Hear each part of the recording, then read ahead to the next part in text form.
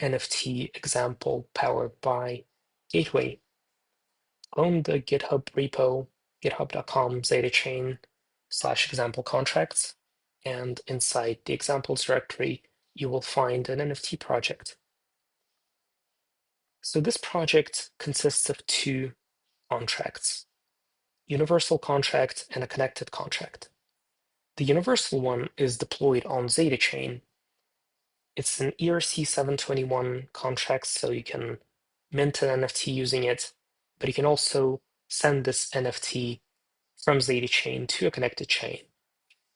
The connected contract is also an ERC-721, and it allows you to mint tokens and also send them to ZetaChain or to any connected chain.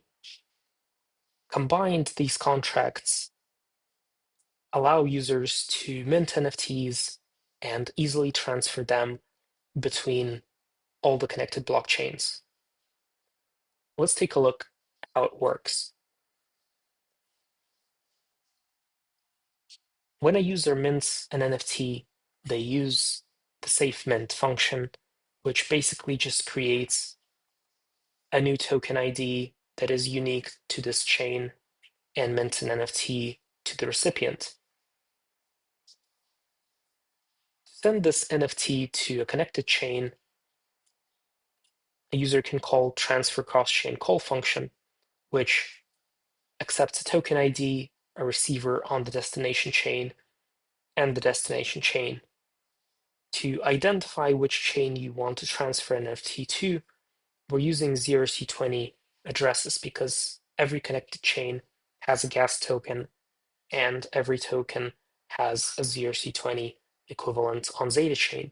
For example, Ethereum has ERC-20 ETH, BNB chain has ERC-20 BNB. Transfer cross chain burns the token, then it queries the gas fee of the destination chain. So for Ethereum, that would be ERC-20 ETH. It queries the gas fee and transfers this gas token from the user to the contract, and then approves the gateway to spend these tokens. So this takes care of the gas. Next, we encode all the values we need in the message. That would be token ID, receiver on the destination chain, and the token URI. Next, we have call options. Call options allow you to define the gas limits on the destination chain, as well as whether this call is an arbitrary call or an authenticated call. The difference is that the arbitrary call is a call to any contract, any function of any contract. But the downside is that you're missing the information about who is making the call. So you don't get the universal contract address. So it's harder to establish this trusted connection between two contracts. On the other hand, authenticated call makes a call to a special on-call function, which has information about the sender. We're going to be using an authenticated call here, so we're passing false. Next, we have revert options. Revert options are needed when the call fails for some reason on the destination chain, and you want to be able to mint the NFT back to the original sender on the source chain, in this case, ZetaChain. So we're passing the same message, and we're telling ZetaChain to call this contract with the same message to mint the NFT back. Finally, we're calling gateway call to execute an on-call on the destination chain. Here we're specifying the counterparty address. So after deploying the contracts, what we did is we defined counterparty contract addresses in each contract. So on the connected chain, the counterparty is the universal contract. Inside the universal contract, we have a mapping that stores contract addresses on connected chains. This is just to ensure that we have reliable, trusted connection between two contracts. What happens next is ZetaChain processes the call, and on the connected chain, on call is executed. We're checking that the call is coming from the trusted counterparty. If not, we revert. If everything's well, we decode the message, get the token ID, receiver, URI, and safely mint the NFT to the receiver. You can notice that we have only gateway modifier here to ensure that this function is only called by the gateway. Otherwise, anyone would just be able to mint NFTs, which is not good. Okay, we've transferred our NFT from ZetaChain to Ethereum. Now let's transfer this NFT to either ZetaChain or a connected chain. We have transfer cross-chain function that also burns the token, and then there are two paths. Either the destination is ZetaChain, in which case we define the destination as zero address because ZetaChain doesn't have a ERC-721 token as the gas token. Its gas token is Zeta. So we just use zero address to refer to ZetaChain. And we make a gateway call the same way we did in the universal contract. However, if the destination is another connected chain, let's say we're sending an NFT from Ethereum to BNB, we need to take into account the gas costs on the destination chain.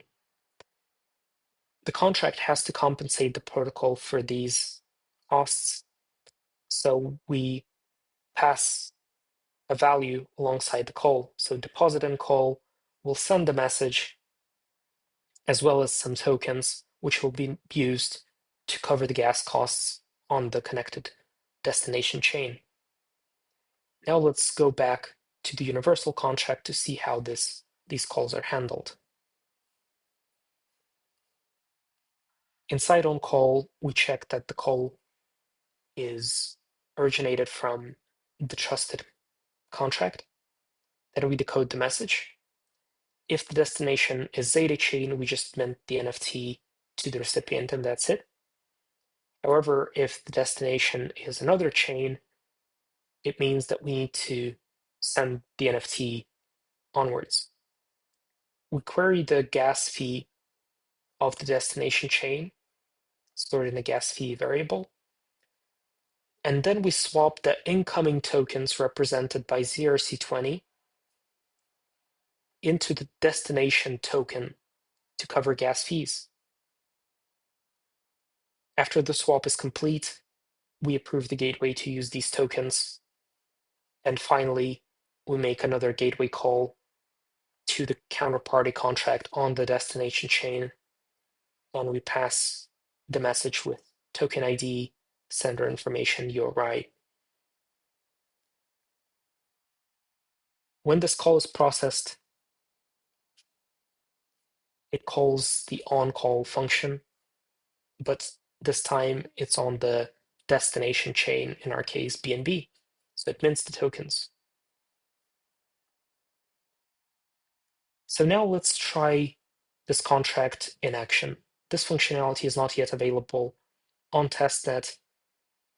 However, you can use localnet to already experiment with these features and build something like this NFT contract. So what we're going to do is we're going to go in the examples directory NFT and run a localnet. This will start a local blockchain. It's just a single blockchain, but it has gateway contracts of ZetaChain as well as two EVM chains. We call it Ethereum and BNB, but it's just a generic EVM chains.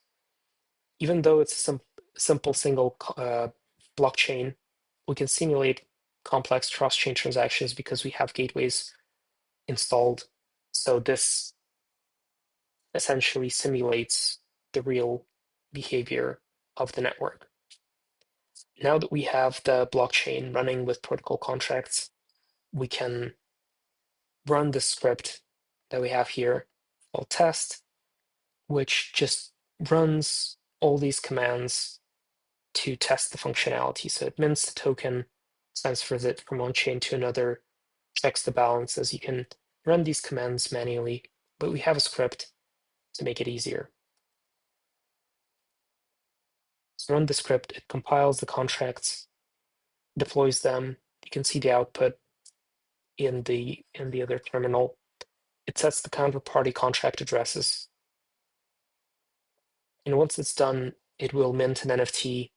See the initial balances are 0. It will mint an NFT. You'll see that ZetaChain has one NFT now. Now it's going to transfer an NFT from ZetaChain to Ethereum. You can see that EVM has one NFT now, and the output on the right-hand side from LocalNet showing the steps of cross-chain transactions. Now it's sending an NFT from Ethereum to BNB, and finally from BNB back to ZetaChain. And you can scroll back and actually follow along the process. So it all started with Gateway and ZetaChain emitting a called event. Then a contract on Ethereum was called. It successfully minted an NFT and emitted some events. And then we sent the NFT to BNB. We used deposited and called. Here you go. Deposited and called because we need to cover the gas fees on BNB. It hit the contract, the universal contract on ZetaChain, and then it made another gateway call to BNB. You can see that it finally called a contract on BNB, minting an NFT. So this allows you to track the process and really see what's going on under the hood. And we kind of made this whole circle transferring from ZetaChain to Ethereum to BNB and back to ZetaChain. What we're going to do next is let's make a small experiment, and on the connected chain, we're going to introduce a revert, simulating a scenario where the transfer failed, and let's see what happens. So we're going to be using the transfer function to send the NFT from ZetaChain to Ethereum, and it should fail. Let's try it out. We start LocalNet again and run the script.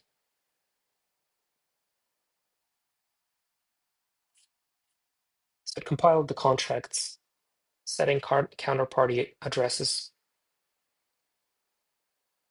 Will show 0 balances initially. It will mint an NFT on ZetaChain, and it will attempt to transfer this NFT to Ethereum, but it should fail. And when we query the balances again, you will see that it had one NFT on ZetaChain. It attempted to transfer it, failed, so it reverted and called on revert. So we can see it on the right-hand side. There was an error on Ethereum, and it returned back to ZetaChain calling on revert, successfully called it, and 2 events were emitted because we minted an NFT back to the sender. So even if the cross-chain transaction fails on the destination chain, it will still revert everything, and you can specify the logic of how it's going to do it. Hopefully this was a useful introduction to how Gateway works. This functionality will be released in the next version of the protocol, but you can already use it on LocalNet to experiment and build your application. Of course, it can be used more than for NFTs. It can be used for any type of transfers.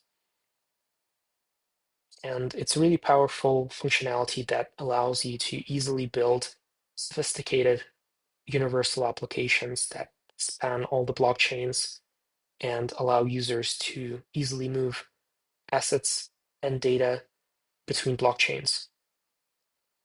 Thank you so much for watching, and I'll see you in the next one.